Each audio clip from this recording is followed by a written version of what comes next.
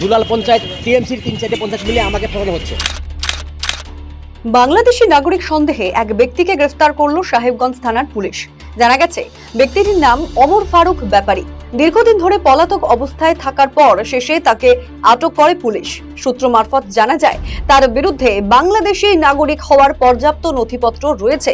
SIR প্রক্রিয়া চলাকালীন এই তথ্য সামনে আসতেই তিনি আত্মগোপন করেন।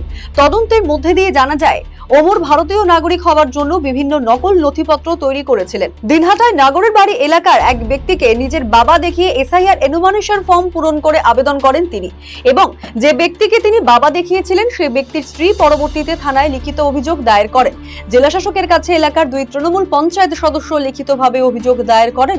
প্রশাসনের তরফে এসআইআর বিষয়টিতে হস্তক্ষেপ করার পরেই পুলিশ তাকে গ্রেফতার করতে সক্ষম হয়। সাহেবগঞ্জ থানার পুলিশ জানিয়েছে তার বিরুদ্ধে বৈদেশিক আইনে নির্দিষ্ট ধারা রুজু করা হয়েছে। এখানে চক্রান্ত সব ঠিক আছে। দুলাল পঞ্চায়েত টিএমসির 3-4টে পঞ্চায়েত মিলে আমাকে ফসানো হচ্ছে। আপনি বাংলাদেশি বাসিন্দা বলে সব মিথ্যে কথা, সব মিথ্যে কথা। এটা সব ফাঁসানো। কারণ আমি এখানে আমার ছেলে আছে, আমি এখানে ব্যবসা বাণিজ্য করি। এখানে আমাকে টিএমসির পঞ্চায়েত 3-4টে মিলে ওরা গাঁজার ব্যবসা করে, ফেজিল ব্যবসা করে, ওরা আইসিওর সাথে টাকা দেয়। সেই টাকা খেয়ে আজকে আমার এই অবস্থা। ঠিক আছে, আজকে আমার জীবন বিপন্ন। আমাকে আইসি ধমকি দিয়েছে 25